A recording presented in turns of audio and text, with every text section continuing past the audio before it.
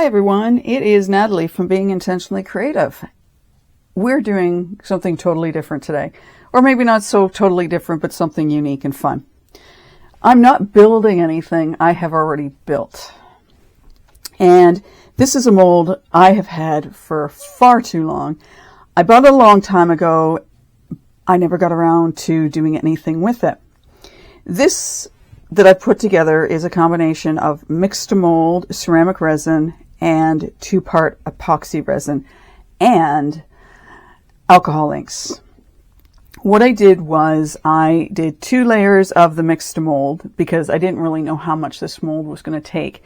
And it took approximately 500 mils combined of the mix2mold and the 2-part epoxy resin.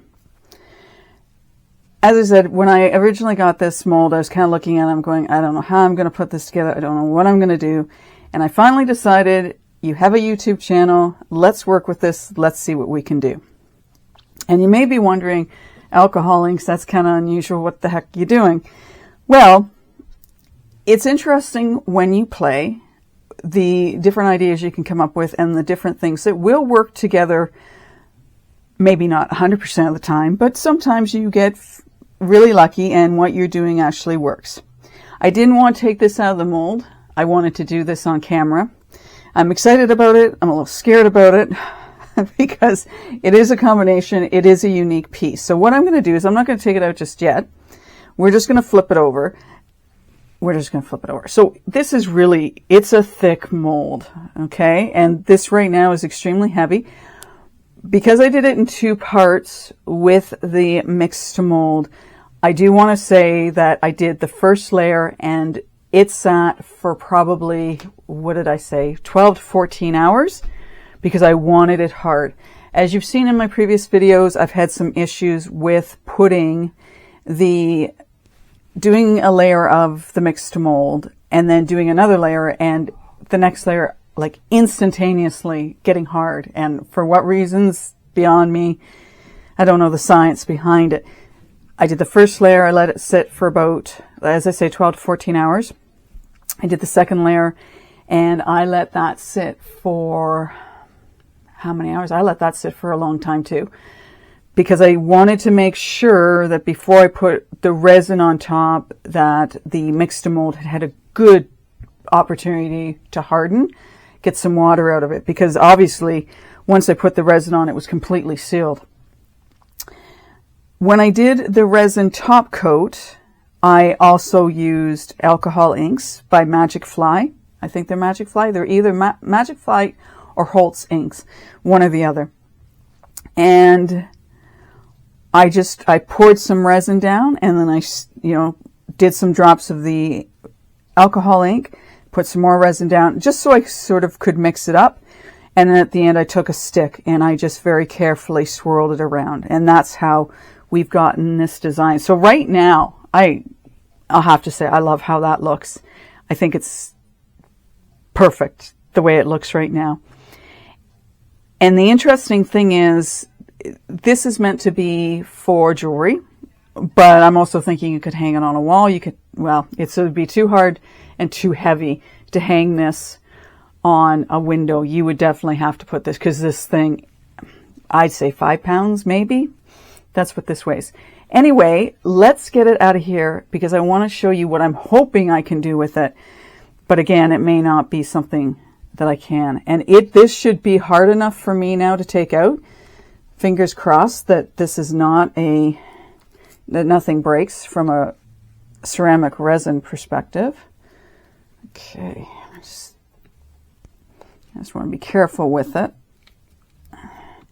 And the alcohol ink does an amazing job of coloring your silicone molds.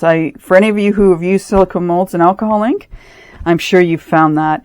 And you can clean it up to some extent, but I think it just, once it gets set, it gets set. Okay, so you'll see inside. I mean, the alcohol inks had a great time with this.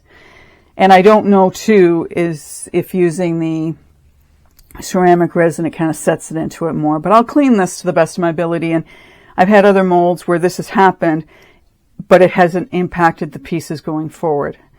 So would recommend, like I'm going to clean this, but maybe the next piece I do, as long as it's not an extremely important piece, I won't concern myself. But I think that's sunk into the silicone really well. Okay, so here we have our window. Now, for me, this looks very antiquish. It looks very old. To some people, it would look messy. You can see, actually, okay, so what's happened is I had some air pockets. So my resin has come down the sides here. Not sure if I could sand that off or not. I could definitely give it a go and see if I can't, where the resin has gone through, if I can get that off. You can see it more here because definitely the color is because of the resin. Can I feel? I want to try and, oh, see, I've got resin there too. So let me see. Yeah, you can, here you can feel where the, now again, that's resin, never mind. I'm just trying to see if I can feel where the joint is. You can see it for sure, but there it's smooth, so it has joined. And I would definitely, this is going to have to dry some more, but I am going to see about sanding this resin so I'm down to the mix2mold, which I don't know if you've tried this, but this stuff, the mix2mold, when you rub against it, is very smooth. Okay, so what my plan is, or my thought is, and I'm going to be doing this off camera because I'm going to have to go outside and do it. When I poured my top layer of the mix2mold, I didn't have enough of it. And as much as the windows here, this part is covered, it wasn't very thick on the back. So if you can guess what I want to do, and I'm willing to do, is I'm going to see if I can't somehow, and again, I have to do this off camera because I have to do it outside, is see if I can't get these sections out so that what you see through to is this, which is what I want to do. And I'm willing to very carefully, I mean, the resin, that's about 1/4 of an inch thick, 1/8 to 1/4 of an inch thick here. I'm not concerned about this coming off at all. Like, I'm really not. And I thought maybe if I took a hammer and a screwdriver or something sharp that maybe I can break through just through this ceramic resin, get it out of there so that you can see through, because I think that would be very cool. I don't know that I would do any more coloring to this. Again, if I decide to, I absolutely will tell you, because we'll be coming back to see how I fared getting this out. Does it look a little messy? Sure it does. But I like the idea of just, again, playing and seeing what would the alcohol ink do, because as I did with the resin, I put actually just some alcohol ink in this before I poured any of the ceramic resin in here, and then I'd pour some ceramic resin, and then I'd pour a bit more ink, like drops of ink, and I was doing that back and forth as I put my first layer in, and I did the same for the second layer. And I almost wondered, well, what was the point of the second layer? But it kind of makes the edges look neat if it's going all the way around, which I like. As I say, this probably weighs, well, I'm going to say around 5 pounds. Like, this thing is fairly heavy. And what I could do is I could do some coloring in the window here and in these spots here. But my first kick at the can is going to be seeing if I can break this out so that you see through to the resin that's on the back, because I think that would look really, really cool if I can do that. The other thing I had thought about, if I wanted to and if I couldn't get this out, is to see if I didn't have some stickers or tattoos that I could put in here to accent. And I have some cool ones that may work. I really want to see if I can't get this out. And maybe moving forward, if I did it again this way, I would only put enough of the ceramic resin up to the top here, just to the top, and then pour 2-part epoxy over top of it so I don't have to deal with this. It just so happened I made up too much of the ceramic resin and I just decided to pour it. And that sort of got me thinking, well, because it's not very thick, maybe I can knock this out of here. Anyway, we're going to leave it at that for now. I'm going to walk away, see if I can break through this without damaging the UV resin too much, and potentially to work on taking this down.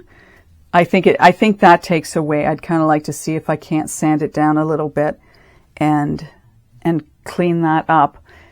The only other thing I could potentially do as well is see about getting resin all the way around the outside. But because of the shape of it, I think that would be more of a challenge than I'm willing to take on at this point in time. That's it. We will be back. It took some effort. Obviously, I'm back with my jewelry box, my church window, call it what you will. And in the first part of this video, you got to see us take it out of the mold, and you got to see the inside here, which previously had been covered with the mix2mold. And I want to tell you right now that don't do what I do. Well, in this case, don't do it. When we were talking about the mold, I had indicated that I had managed to fill it with the mix2mold, and I went over this section of it. And I thought, oh, this will be easy. I won't have a problem getting it out. I was wrong. If you have a mold like this, and if you want to get a stained glass look with resin, then I'm going to recommend, and strongly recommend, that if you're using either the Resincrete or the mix2mold or something like that, only go to the top of here so that this is left plain for you to put your resin on. I probably spent, with the help of my husband, because I was sort of running into problems, 2 hours working on getting the mix2mold out of here. And in the doing of that, we've accidentally gone, and this isn't level anymore. We went too low in some places, and other places it's higher. And as much as I've attempted to clean out this section, there's some white spots in it. Highly recommend, if you want to have a stained glass look, make sure that you leave whatever that section is free and clear so that you can pour your resin on, so you don't have to go through what I did. We used a chisel to try and get it out, and then eventually we just took a part from my Dremel and started going in and sanding it down.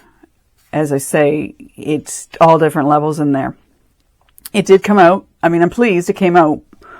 And I am just looking at this as a what not to do, but also sort of as an antique-y looking piece.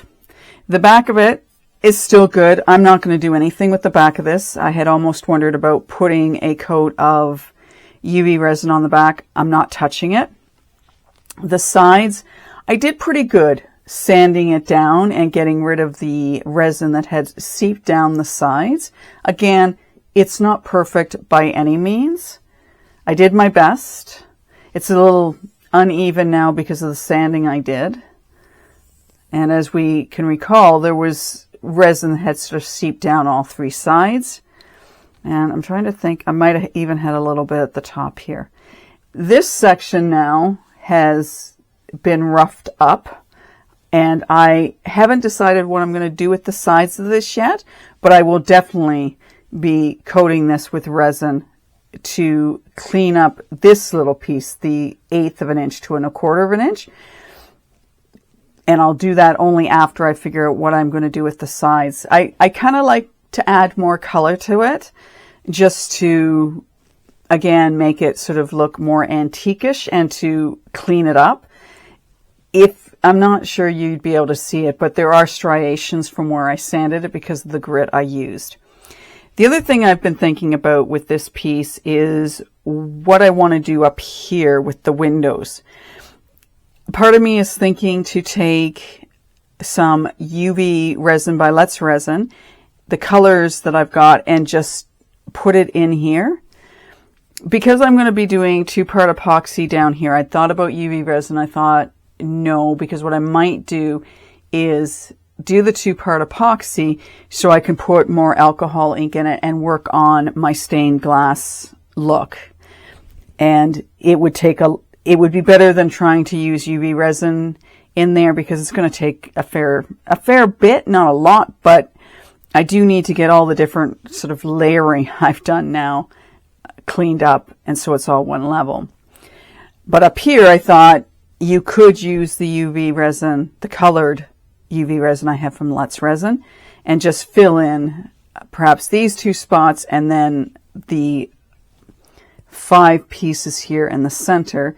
The other thing I had thought of is potentially taking my 2-part epoxy and pouring it in and adding alcohol ink to that. However, that scares me a little bit in doing that. And I'm sure there are some stained glass windows where they're just a solid color. They're not having a design in them like some of the church windows do. Anyways, so that's where we landed with that. I wanted to show you one idea I had, and I got these from Temu, are these pieces here. They represent church windows, or they could represent a stained glass window for anything. It doesn't have to be a church.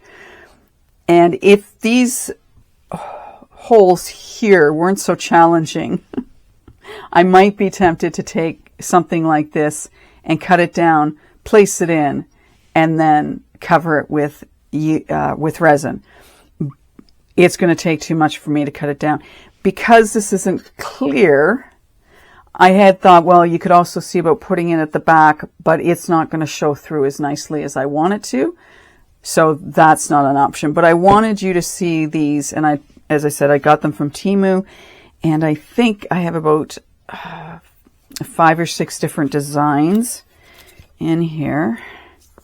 There's another. They're very pretty, and they would have worked great on the back of this piece had I thought of making the resin clear, but I didn't, and that's okay.